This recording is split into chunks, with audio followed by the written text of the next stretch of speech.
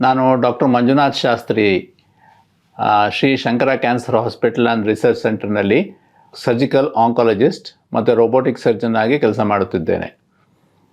ಇವತ್ತು ಕೊಲಾಸ್ಟಮಿ ಬ್ಯಾಗ್ಸ್ ಮತ್ತು ಕೊಲಾಸ್ಟಮಿ ಬಗ್ಗೆ ಕೆಲವೊಂದು ಡಿಸ್ಕಷನ್ಸ್ ಮಾಡೋಣ. ಕೊಲಾಸ್ಟಮಿ ಅಂದರೆ ಏನು? ಓಕೆ, ಫಸ್ಟ್ ಥಿಂಗ್ ಈಸ್ ಕೊಲಾಸ್ಟಮಿ ಅಂದರೆ ದೊಡ್ಡ ಕರಳಿಂದ ಒಂದು ಭಾಗನ ಹೊಟ್ಟೆನಿಂದ ಆಚೆ ತಂದು ಅಲ್ಲಿ ಫಿಕ್ಸ್ ಮಾಡ್ತೀವಿ. ಆ ಕಾರಣದಿಂದ ಇವಾಗ ಮೋಷನ್ನು ಅಂದರೆ ಮಲವಿಸರ್ಜನೆ ಕೆಳಗಡೆ ಭಾಗದಿಂದ ಆಗದೆ, ಅಂದರೆ ಗುದದ್ವಾರದಿಂದ ಆಗದೆ ಈ ಕಡೆ ಸೈಡಲ್ಲಿ ಎಲ್ಲಿ ಕೊಲಾಸ್ಟಮಿ ಮಾಡಿರ್ತೀವೋ ಆ ಜಾಗದಲ್ಲಿ ಮಲವಿಸರ್ಜನೆ ಆಗುತ್ತೆ. ಕೆಲವೊಂದು ಕೇಸಸ್ಸಲ್ಲಿ ದೊಡ್ಡ ಕರಳು ದೊಡ್ಡ ಕರಳು ತೆಗಿಬೇಕಾಗಿ ಬರುತ್ತೆ. ಆವಾಗ ಚಿಕ್ಕ ಕರಳನ್ನೇ ಆಚೆ ತಂದಿಡ್ತೀವಿ. ಸೊ ಅದನ್ನು ಐಲಿಯೋಸ್ಟಮಿ ಅಂತ ಹೇಳ್ತೀವಿ. ಕೆಲವೊಂದು ಸಲ ಮೂತ್ರಪಿಂಡ ತೆಗಿಬೇಕಾಗಿ ಬರುತ್ತೆ. ಮೂತ್ರಪಿಂಡ ತೆಗೆದಾಗ ಯೂರಿನಿಂದ ಟ್ಯೂಬಲ್ಲಿ ಯೂರಿನ್ ಬರುತ್ತಲ್ಲ, ಆ ಟ್ಯೂಬ್ಸನ್ನ ತಂದು ಐಲಿಯಮ್ನ ಕನೆಕ್ಷನ್ ಕೊಟ್ಟು ಅದು ಐಲಿಯಮ್ನ ಆಚೆ ತಂದಿಡ್ತೀವಿ. ಅದು ಬೇಸಿಕಲಿ ಯೂರಿನರಿ ಕಾಂಡ್ಯೂಟ್ ಅಂತ ಹೇಳ್ತೀವಿ. ಸೊ ಈ ಥರ ಸಿಚುವೇಶನ್ಸಲ್ಲಿ ನಾವು ಬ್ಯಾಗ್ಸ್ ಯೂಸ್ ಮಾಡಬೇಕಾಗಿ ಬರುತ್ತೆ. ಅದನ್ನು ಯೂಶಲಿ ನಾವು ಕೊಲಾಸ್ಟಮಿ ಬ್ಯಾಗ್ಸ್ ಅಂತ ಕರಿತೀವಿ. ನೋಡಿ, ಇನ್ನು ಕೊಲಾಸ್ಟಮಿ ಬ್ಯಾಗ್ಸು ಹಲವಾರು ವಿಧಗಳಿದೆ. ಕಾಮನ್ನಾಗಿ ಯೂಸ್ ಮಾಡೋವಂಥದ್ದು ಇದು. ಓಕೆ, ಇದು ಸಿಂಗಲ್ ಪೀಸ್. ಇನ್ನೊಂದು ಟೈಪ್ ಇದೆ ನೋಡಿ, ಇದು ಡಬಲ್ ಪೀಸ್. ಈ ಸಿಂಗಲ್ ಪೀಸ್ ಕೊಲಾಸ್ಟಮಿ ಬ್ಯಾಗಲ್ಲಿ ನಾವು ಯೂಶಲಿ ಈ ಪೋರ್ಷನಲ್ಲಿ ಫೀಕಲ್ ಮ್ಯಾಟರ್ ಅಂತ ಹೇಳ್ತೀವಲ್ಲ, ಅದು ಬಂದು ಇಲ್ಲಿ ಕಲೆಕ್ಟ್ ಆಗುತ್ತೆ. ಇದಕ್ಕೆ ಒಂದು ಕ್ಲಿಪ್ ಇರುತ್ತೆ ನೋಡಿ, ಈ ಥರ ಫೋಲ್ಡ್ ಮಾಡಿ ಇದಕ್ಕೊಂದು ಕ್ಲಿಪ್ ಹಾಕಿದ್ರೆ ಅಥವಾ ಇದನ್ನು ಫೋಲ್ಡ್ ಮಾಡಿ ಫಿಕ್ಸ್ ಮಾಡ್ಬೋದು. ಸೊ ದ್ಯಾಟ್ ಮೋಷನ್ ಆಚೆ ಬರೋದಿಲ್ಲ, ಈ ಬ್ಯಾಗಲ್ಲೇ ಕಲೆಕ್ಟ್ ಆಗುತ್ತೆ. ಈ ಪೋರ್ಷನ್ ಇದೆಯಲ್ಲ, ಈ ಪೋರ್ಷನಲ್ಲಿ ಗಮ್ ಇದೆ. ಇದು ಕೊಲಾಸ್ಟಮಿ ಎಲ್ಲಿರುತ್ತೋ ಆ ಜಾಗಕ್ಕೆ ಹಾಕೋದು. ಇದು ಫಿಕ್ಸ್ ಮಾಡೋದಕ್ಕೆ ಯೂಸ್ ಮಾಡ್ತೀವಿ. ನೋಡಿ, ಇದು ಗಮ್ ಇರುತ್ತೆ. ಇದರಲ್ಲಿ ಮಾರ್ಕಿಂಗ್ಸ್ ನೋಡ್ಬೋದು ನೀವು. ನೋಡಿ, ಇದರಲ್ಲಿ ಡಿಫ್ರೆಂಟ್ ಮಾರ್ಕಿಂಗ್ಸ್ ಇರುತ್ತೆ. ಈ ಮಾರ್ಕಿಂಗ್ಸ್ನ ಕೊಲಾಸ್ಟಮಿ ಸೈಜ್ ಪ್ರಕಾರ ನಾವು ಇದನ್ನು ಕಟ್ ಮಾಡಬೇಕಾಗಿ ಬರುತ್ತೆ. ಹೇಗಿರಬೇಕು ಅಂದರೆ, ಕೊಲಾಸ್ಟಮಿ ಸೈಜ್ ಏನಿರುತ್ತೋ ಅದಕ್ಕಿಂತ ಜಸ್ಟ್ ಫ್ಯೂ ಮಿಲಿಮೀಟರ್ಸು ಜಾಸ್ತಿ ಇದ್ದರೆ ಸಾಕು. ಯಾಕಂದರೆ ಜಾಸ್ತಿ ದೊಡ್ಡದಾದರೆ ಲೀಕ್ ಜಾಸ್ತಿ ಆಗುತ್ತೆ. ಲೀಕ್ ಅಂದರೆ ಏನು? ಇಲ್ಲಿ ಈ ಭಾಗ ಹೊಟ್ಟೆಗೆ ಅಂಟ್ಕೊಂಡಿರುತ್ತೆ. ಸೊ ನಾವು ಅದು ಮೋಷನ್ ಬರೋ ಟೈಮಲ್ಲಿ ಸ್ವಲ್ಪ ಲಿಕ್ವಿಡ್ ಫಾರ್ಮ್ಸ್ ಏನು ಸ್ಟೂಲ್ಸ್ ಇರುತ್ತೋ ಅದು ಚರ್ಮದ ಹತ್ತಿರ ಬಂದು ಇದ್ರ ಮಧ್ಯದಲ್ಲಿ ಮತ್ತು ಚರ್ಮ ಮಧ್ಯದಲ್ಲಿ ಅದು ಸೇರಿಕೊಳ್ಳುತ್ತೆ. ಆವಾಗ ಬ್ಯಾಗ್ ಲೂಸ್ ಆಗೋಕ್ಕೆ ಸ್ಟಾರ್ಟ್ ಆಗುತ್ತೆ. ಸೊ ಬ್ಯಾಗ್ ಆದಷ್ಟು ಬೇಗ ಚೇಂಜ್ ಮಾಡಬೇಕಾಗಿ ಬರುತ್ತೆ.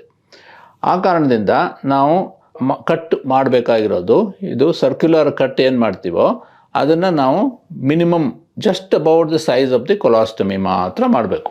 ಇನ್ನೊಂದು ಅಬ್ಸರ್ವೇಷನ್ ಏನು ಅಂದರೆ, ಆಪ್ರೇಷನ್ ಆಗಿ ಶುರುವಿನಲ್ಲಿ ಕೊಲಾಸ್ಟಮಿ ಸೈಜು ಸ್ವಲ್ಪ ದೊಡ್ಡದಾಗಿರುತ್ತೆ. ಅದರಲ್ಲಿ ಊತ ಇರುತ್ತೆ ಮತ್ತು ಸ್ವಲ್ಪ ನೀರು ಜಾಸ್ತಿ ಬಿಟ್ಕೊಳ್ಳುತ್ತೆ. ಊತ ಜಾಸ್ತಿ ಇರೋದ್ರಿಂದ ಆವಾಗ ನಾವು size of the colostomy should also be big. ಆಮೇಲೆ ಮೇ ಬಿ ಒಂದು 15-20 ದಿವಸ, ಒಂದು ತಿಂಗಳಾಗೋಷ್ಟೊತ್ತಿಗೆ ಅದು ಸ್ವಲ್ಪ ಶ್ರಿಂಕ್ ಆಗುತ್ತೆ. ಕೊಲಾಸ್ಟಮಿ ಶ್ರಿಂಕ್ ಆದಮೇಲೆ ನಾವು ಅಷ್ಟು ದೊಡ್ಡದು ಬ್ಯಾಗ್ ಹಾಕಬೇಕಾಗಿಲ್ಲ. ನಾವು ಅದನ್ನು ಅಕಾರ್ಡಿಂಗ್ಲಿ ಆ ಸೈಜ್ ನೋಡಿಕೊಂಡು ಚಿಕ್ಕದಾಗಿ ಕಟ್ ಮಾಡಿ ಹಾಕ್ಬೋದು. ಸೊ ಕೆಲವೊಂದು ಸಲ ಕೇಳ್ತಾರೆ, ಇದು ಕೊಲಾಸ್ಟಮಿ ಬ್ಯಾಗ್ಗೆ ಎಕ್ಸ್ಪೈರಿ ಡೇಟ್ ಇದೆಯಾ ಅಂತ. ಬೇಸಿಕಲಿ ಏನು ಅಂದರೆ, ಬ್ಯಾಗ್ ಏನು ಪ್ರಾಬ್ಲಮ್ ಕೊಡೋಲ್ಲ.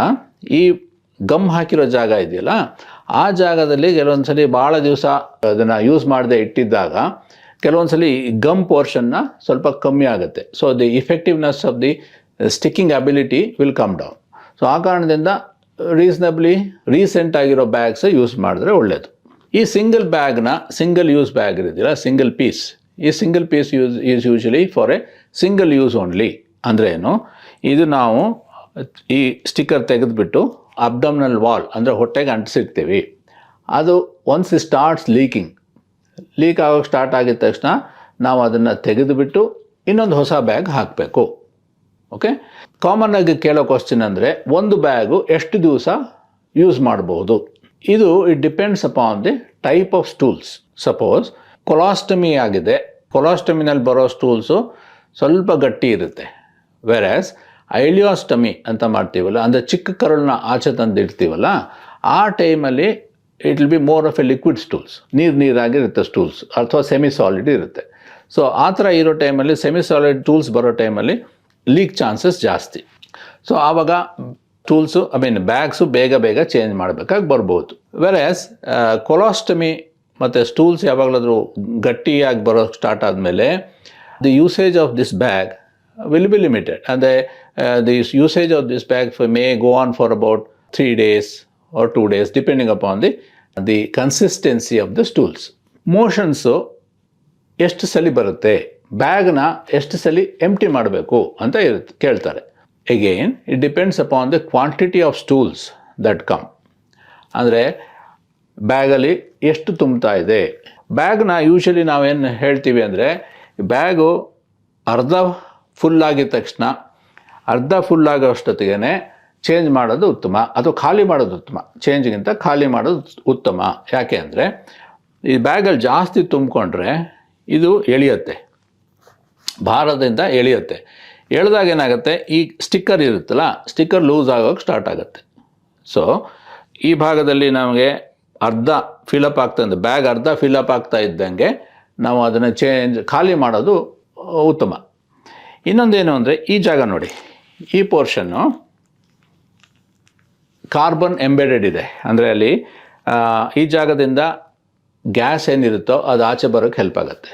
ಬಟ್ ಅದು ಗ್ಯಾಸ್ ಆಚೆ ಬಂದ್ರೂ ಅದು ಅಷ್ಟೊಂದು ಸ್ಮೆಲ್ ಜಾಸ್ತಿ ಗೊತ್ತಾಗಲ್ಲ. ಈ ಬ್ಯಾಗ್, ಇನ್ನೊಂದು ಬ್ಯಾಗ್ ನೋಡಿ, ಇವಾಗ ಇದು 2 piece ಬ್ಯಾಗ್ಸು. ಈ ಪಾರ್ಟ್ ಇದೆಯಲ್ಲ, ಈ ಪಾರ್ಟ್ನ ನಾವು ಅಬ್ಡಮ್ನಲ್ ವಾಲ್ಗೆ ಅಂಟಿಸ್ತೀವಿ. ಹೀಗೆ there is a sticker here. ಈ ಸ್ಟಿಕ್ಕರ್ನ ನಾವು ಅದನ್ನು ಹೊಟ್ಟೆ ಮೇಲೆ ಅಂಟಿಸೋದು, ಅಂದರೆ ಅರೌಂಡ್ ದ ಕೊಲಾಸ್ಟಮಿ. ಅಗೇನ್ ಈ ಭಾಗನ ನಾವು ಕಟ್ ಮಾಡಬೇಕಾಗತ್ತೆ. ಸರ್ಕ್ಯುಲರ್ ಕಟ್ ಮಾಡಿಬಿಟ್ಟು according to the size of the stoma, ಅದು ಕೊಲಾಸ್ಟಮಿ ಸೈಜ್ ಎಷ್ಟಿರುತ್ತೋ ಅದ್ರ ತಕ್ಕ ಹಾಗೆ ಇದನ್ನು ಕಟ್ ಮಾಡ್ಕೋಬೇಕು. ಆ್ಯಂಡ್ ಈ ಭಾಷನ್ನ ನಾವು ಅಬ್ಡಮ್ನಲ್ ವಾಲ್ಗೆ ಅಂಟಿಸ್ಬೇಕು. ಆಮೇಲೆ ನೋಡಿ, ಈ ಬ್ಯಾಗು ಸ್ವಲ್ಪ ಡಿಫ್ರೆಂಟಾಗಿ ಕಾಣಿಸುತ್ತೆ. ಇಲ್ಲೊಂಥರ ರಿಂಗ್ ಥರ ಇದೆ, ಮತ್ತು ಇಲ್ಲೊಂದು ಕ್ಲಿಪ್ ಇದೆ ನೋಡಿ, ಇದು ಕ್ಲಿಪ್ಪು. ಸೊ ಇದನ್ನು ನಾವು ಈ ರಿಂಗಿಗೋಸ್ಕರ ಫಿಟ್ ಮಾಡೋಕ್ಕಾಗತ್ತೆ. ಹೀಗೆ ಫಿಟ್ ಮಾಡಿಬಿಟ್ಟು ಹೀಗೆ ಫಿಟ್ ಮಾಡಿ, ಆಮೇಲೆ ಈ ಬ್ಯಾಗ್ನ ಇಲ್ಲಿ ಕ್ಲಿಪ್ನ ಟೈಟನ್ ಮಾಡ್ತೀವಿ. ಇದನ್ನು ಇಲ್ಲಿ ಲೂಸ್ ಆ್ಯಂಡ್ ಟೈಟನ್ ಮಾಡೋಕ್ಕೆ ಈ ಕ್ಲಿಪ್ ಇದೆ. ಇದು ಕ್ಲಿಪ್ ಮಾಡಿ ಲಾಕ್ ಮಾಡ್ಬೋದು. ಲಾಕ್ ಮಾಡಿದ್ರೆ ಇಲ್ಲಿಂದ ಮೋಷನ್ ಬಂದು ಇಲ್ಲಿ ಕಲೆಕ್ಟ್ ಆಗುತ್ತೆ, ಅಥವಾ ಯೂರಿನ್ ಬಂದು, ಇದು ನೋಡಿ, ಇದೊಂಥರ ಸ್ಮಾಲ್ ಪೈಪ್ ಥರ ಇದೆ, ಯೂರಿನ್ ಇಲ್ಲಿ ಕಲೆಕ್ಟ್ ಆದರೆ ಇಲ್ಲಿ ಆಚೆ ಬರೋಕ್ಕೆ ಹೆಲ್ಪ್ ಆಗುತ್ತೆ. ಸೊ ಈ ಥರದ್ರಲ್ಲಿ ನಾವು ಯೂಶ್ವಲಾಗಿ ಕೊಲಾಸ್ಟಮಿ 2 piece ಕೊಲಾಸ್ಟಮಿ ಬ್ಯಾಗ್ನ ಏನು ಮಾಡ್ತೀವಿ, ಈ ಪೋರ್ಷನ್ನ ಹೊಟ್ಟೆ ಮೇಲೆ ಇರುತ್ತೆ, ವೆರಾಸ್ ಈ ಪೋರ್ಷನ್ನು ನಾವು ತೆಗಿತಾ ಇರ್ತೀವಿ. ತೆಗೆದುಬಿಟ್ಟು ಖಾಲಿ ಮಾಡ್ತೀವಿ, ಎಂಪ್ಟಿ ಮಾಡಿ, ವಾಶ್ ಮಾಡಿ, ಡ್ರೈ ಮಾಡಿ, ತಿರುಗಿ ವಾಪಸ್ ಇಲ್ಲಿ ಹಾಕೋದು. ಸೊ ಯೂಶ್ವಲಾಗಿ 2-3 ಬ್ಯಾಗ್ಸ್ ಇಟ್ಕೊಂಡಿರೋದು ಒಳ್ಳೆಯದು. ಈ ಪೋರ್ಷನ್ನ ನಾವು ಚೇಂಜ್ ಮಾಡಬೇಕಾಗಿಲ್ಲ. ಈ ಪೋರ್ಷನ್ನುಗೆ ಅಬ್ಡಮನ್ ಅಂಟ್ಕೊಂಡಿದ್ದಾಗ ಇದು ಬಹುಶಃ ಒಂದು 3 ದಿವಸದ ತನಕ ಅಥವಾ 4 ದಿವಸದ ತನಕ ಇದ್ದೇ ಇರುತ್ತೆ. ಇದನ್ನು ಚೇಂಜ್ ಮಾಡೋದು ಬೇಕಾಗಲ್ಲ. ಬಟ್ ಈ ಪೋರ್ಷನ್ನ ನಾವು ತೆಗೆದು ಹಾಕಿ ಮಾಡಬೇಕಾಗತ್ತೆ. ಒಂದು 3 ಅಥವಾ 4 ಇಟ್ಕೊಂಡಿದ್ದರೆ ನಾವು ಅದನ್ನು ಎಂಪ್ಟಿ ಮಾಡಿಬಿಟ್ಟು, ವಾಶ್ ಮಾಡಿಬಿಟ್ಟು, ಅದೇ ಟೈಮಲ್ಲಿ ಇನ್ನೊಂದು ತಂದು ಹಾಕ್ಕೋಬೋದು. ಇನ್ನು ಕಾಮನ್ನಾಗಿ ಕ್ವಶನ್ಸ್ ಕೇಳೋದೇನು ಅಂದರೆ, ಕೊಲಾಸ್ಟಮಿ ಇದ್ದಾಗ ಯಾವ ಥರ ಬಟ್ಟೆ ಹಾಕೋಬೇಕು ಅಂತ ಕೇಳ್ತಾರೆ. ಯೂಶ್ವಲಿ ಹೇಗೆ ಅಂದರೆ, what I would suggest is, ಆ ಕೊಲಾಸ್ಟಮಿ ಎಲ್ಲಿದೆಯೋ ಅದ್ರ ಮೇಲ್ಗಡೆ ಯಾವ ಬಟ್ಟೆನೂ ಟೈಟಾಗಿ ಇರಬಾರ್ದು. ಅದಕ್ಕೆ we have to give enough space to expand. ಅಂದರೆ ಏನು, ಅಲ್ಲಿ ಬ್ಯಾಗ್ ಒಳಗಡೆ ಏನಾದರೂ ಕಲೆಕ್ಷನ್ ಆಗುತ್ತಲ್ವಾ, ಅಂದರೆ ಫೀಕಲ್ ಮ್ಯಾಟ್ರ್ ಆಗಲಿ, ಗ್ಯಾಸ್ ಆಗಲಿ, ಏನು ಕಲೆಕ್ಟ್ ಆದರೂ ಅದು ಸ್ವಲ್ಪ ಉಪ್ಕೊಳ್ಳೋಕ್ಕೆ ಜಾಗ ಕೊಡಬೇಕು. ಸೊ ಆದಷ್ಟು ಸ್ವಲ್ಪ ಲೂಸಾಗಿರೋ ಬಟ್ಟೆಗಳು ಹಾಕ್ಕೊಂಡ್ರೆ ಒಳ್ಳೆಯದು. ನಾರ್ಮಲ್ ಲೈಫ್ ಸ್ಟೈಲ್ ಲೀಡ್ ಮಾಡ್ಬೋದಾ ಅಂತ ಕ್ವಶನ್ ಕೇಳ್ತಾರೆ. Yes, definitely there are people, ಹಲವಾರು ಡಾಕ್ಟರ್ಸ್ ಇದ್ದಾರೆ ಆ್ಯಸ್ ಪೇಷಂಟ್ಸ್. ಹಲವಾರು ಡಾಕ್ಟರ್ಸು, ಹಲವಾರು ಲಾಯರ್ಸು, ಆಫೀಸರ್ಸು, ಗೌರ್ಮೆಂಟ್ ಆಫೀಸರ್ಸು ಎಲ್ಲರೂ ಇದ್ದಾರೆ. ಎಷ್ಟೊಂದು ಜನಕ್ಕೆ ನಾವು ಕೊಲಾಸ್ಟಮಿ ಮಾಡಿರ್ತೀವಿ, ಹಲವಾರು ಕಾರಣಗಳಿಂದ ಕೊಲಾಸ್ಟಮಿ ಮಾಡಬೇಕಾಗಿ ಬರುತ್ತೆ. ಬಟ್ ಅವರು ನಾರ್ಮಲ್ ಲೈಫ್ ಸ್ಟೈಲ್ ಲೀಡ್ ಮಾಡ್ತಾರೆ, ಹಾಸ್ಪಿಟ್ಲ್ಗೂ ಹೋಗ್ತಾರೆ, ಆಪ್ರೇಷನ್ಸು ಮಾಡ್ತಾರೆ. ಎಸ್, ಸಟನ್ ಮಾಡಿಫಿಕೇಷನ್ಸ್ ಮಾಡಬೇಕಾಗಿ ಬರ್ಬೋದು, ಅಂದರೆ ಸ್ವಲ್ಪ ಅಡ್ಜಸ್ಟ್ಮೆಂಟ್ಸ್ ಮಾಡಬೇಕಾಗಿ ಬರುತ್ತೆ ಲೈಫ್ ಸ್ಟೈಲಲ್ಲಿ. ಸೊ ಅದು ಬಿಟ್ಟರೆ ಸ್ನಾನ ಮಾಡ್ಬೋದಾ, ಅದ್ರ ಮೇಲೆ ಕೊಲಾಸ್ಟಮಿ ಮೇಲೆ ನೀರು ಬೀಳ್ಬೋದಾ ಅಂತ ಕ್ವಶನ್ಸ್ ಇರುತ್ತೆ. ಹೌದು, ಡೆಫಿನೆಟ್ಟಾಗಿ ಸ್ನಾನ ಮಾಡ್ಬೋದು, ಆ ಕೊಲಾಸ್ಟಮಿ ಮೇಲೆ ನೀರು ಬೀಳ್ಬೋದು, ಸೋಪು ಬೀಳ್ಬೋದು, ಏನಾಗಲ್ಲ. ಇನಿಷಿಯಲಿ ಕೆಲವೊಂದು ಸಲ ಆ ಜಾಗದಲ್ಲಿ ಸ್ವಲ್ಪ ನೋವು ಅಂತ ಅನಿಸುತ್ತೆ. ಕೊಲಾಸ್ಟಮಿನಲ್ಲಿ ನೋವಾಗಲ್ಲ. ಕೊಲಾಸ್ಟಮಿ ಸುತ್ತಲೂ ಚರ್ಮ ಇರುತ್ತಲ್ಲ, ಆ ಚರ್ಮದಲ್ಲಿ ಅದು ಸ್ವಲ್ಪ ಇನಿಷಿಯಲಿ ಸೆನ್ಸಿಟಿವ್ ಇರುತ್ತೆ, ಆ ಕಾರಣದಿಂದ ನೋವಾಗುತ್ತೆ. ಬಟ್ ಯೂಶಲಿ ಅದು ಸೆಟ್ಲ್ ಆಗುತ್ತೆ, it's not a problem. Colostomy ಇದ್ದಾಗ್ಲೂ ಕೆಲವೊಂದು ಸಲ ಪೇಯ್ನ್ ಅಂತ ಹೇಳ್ತಾರಲ್ಲ, ಆ pain many times is related to ಕರುಳು ಮೂಮೆಂಟ್ಸ್ ಆಗುತ್ತೆ ನೋಡಿ. ಕರುಳು ಮೂಮೆಂಟ್ಸ್ ಆಗಿ ಮೋಷನ್ ಆಚೆ ಬರುವಾಗ ಕರುಳು ಸ್ವಲ್ಪ ಕೆಲವೊಂದು ಸಲ ಹಿಂಡ್ದಂಗೆ ನೋವು ಕೊಡುತ್ತೆ. ಅದು spasm of the intestinal muscles. ಆ ಟೈಮಲ್ಲಿ ನೋವು ಆಗ್ಬೋದು. ಅದು ಕರುಳಿನ ಪೇಯ್ನ್ ಹೊರತು ಕೊಲಾಸ್ಟಮಿದು ಪೇಯ್ನ್ ಅಲ್ಲ. ಕೆಲವೊಂದು ಜನ ಕೇಳೋದೇನು ಅಂದರೆ, ನ್ಯಾಚುರಲಿ ಯಂಗ್ ಪೇಷಂಟ್ಸ್ ಇರ್ತಾರೆ, may be in the 30s 40s, ಗಂಡಸರಾಗಲಿ ಅಥವಾ ಹೆಂಗಸರಾಗಲಿ ಕೆಲವೊಂದು ಸಲ ಕ್ಯಾನ್ಸರ್ ಆಫ್ ದಿ ರೆಕ್ಟಮ್ ಇರುತ್ತೆ. ಆ ಟೈಮಲ್ಲಿ ನಾವು ಆಪ್ರೇಷನ್ ಮಾಡಿ ಕೊಲಾಸ್ಟಮಿ ಮಾಡಿರ್ತೀವಿ. ಈ ಕೊಲಾಸ್ಟಮಿ ಮಾಡಿದಾಗ ಕೆಲವೊಂದು ಜನ ಕೇಳೋದು ಏನು ಉಂಟು ಅಂದರೆ, ನಮ್ಮ ಪಾರ್ಟ್ನರ್ ಜೊತೆಲಿ ಅಥವಾ ವೈಫ್ ಜೊತೆಲಿ ಸಂಭೋಗ ಮಾಡ್ಬೋದಾ ಅಂತ ಕ್ವಶನ್ ಬರುತ್ತೆ. ಹೌದು, ಡೆಫಿನೆಟಾಗಿ ಮಾಡ್ಬೋದು. ಬಟ್ ಏನಂದರೆ ಅಗೈನ್ ಸ್ವಲ್ಪ ಅಡ್ಜಸ್ಟ್ಮೆಂಟ್ಸ್ ಮಾಡಬೇಕಾಗತ್ತೆ. ಹೇಗೆ ಅಂದರೆ, ಆ ಬ್ಯಾಗ್ ಇರುತ್ತಲ್ಲ ಅದನ್ನು ಖಾಲಿ ಮಾಡ್ಕೊಂಬಿಟ್ಟು ಆದಷ್ಟು ಎಂಟಿ ಮಾಡಿ ಇಟ್ಕೋಬೇಕಾಗತ್ತೆ ಡ್ಯೂರಿಂಗ್ ದ ಇಂಟರ್ಕೋರ್ಸ್ ಟೈಮ್. ಅದನ್ನು ಖಾಲಿ ಇಡಬೇಕು. ಮತ್ತು ಸ್ವಲ್ಪ ಪೊಸಿಷನ್ಸು, ಸಂಭೋಗ ಮಾಡೋ ಟೈಮ್ದು ಪೊಸಿಷನ್ ಸ್ವಲ್ಪ ಅಡ್ಜಸ್ಟ್ಮೆಂಟ್ಸ್ ಮಾಡಬೇಕಾಗತ್ತೆ, so that there is not lot of pressure on that bags. Okay, ಅದೆರಡು ಬಿಟ್ಟರೆ there will not be usually any problem. Swimming ಮಾಡ್ಬೋದಾ? ಸುಮಾರು ಜನ ಎಂಥೂಸಿಯಾಸ್ಟಿಕ್ಕಾಗಿ ಸ್ವಿಮ್ಮಿಂಗ್ ಮಾಡ್ತಾ ಇದ್ದವ್ರು ಮುಂಚೆ ಸ್ವಿಮ್ಮಿಂಗ್ನ ಭಾಳ ಮಿಸ್ ಮಾಡ್ಕೊತಾರೆ. ಬಟ್ ಸ್ವಿಮ್ಮಿಂಗ್ ಡೆಫಿನೆಟ್ಲಿ ಮಾಡ್ಬೋದು. ಬಟ್ ಏನು ಅಂದರೆ, again there are different types of bags, some more types of bags are there. ಅದನ್ನು ನಾವು ಯೂಸ್ ಮಾಡಿಕೊಂಡು ಸ್ವಿಮ್ಮಿಂಗ್ ಮಾಡ್ಬೋದು. ಬಟ್ ಕೆಲವೊಂದು ಕಡೆ maybe you have to take a special permission from the swimming pool authorities, so that there will not be any objections. ಯಾವ ಥರ food ತೊಗೋಬೇಕು ಅನ್ನೋದೊಂದು ಕಾಮನ್ ಆಗಿರೋ ಕ್ವಶನ್ಸು. ಫುಡ್ ನಾನು ಏನು ಹೇಳೋದು ಅಂದರೆ, ಆದಷ್ಟು ನಾರ್ಮಲ್ ಫುಡ್, ರೆಗ್ಯುಲರಾಗಿ ನೀವು ಏನು ಫುಡ್ ತೊಗೊತೀರೋ ಅದನ್ನು ತೊಗೊಳ್ಳಿ. ಬಟ್ ಹೈ ಫೈಬರ್ ಡಯಟ್ಸ್ ಇರುತ್ತಲ್ಲ, high fibre diet, high fat content diet, ಅದೆಲ್ಲ ಸ್ವಲ್ಪ ಅವಾಯ್ಡ್ ಮಾಡಿ, ಅದು ಕಮ್ಮಿ ಮಾಡ್ಕೊಳ್ಳಿ.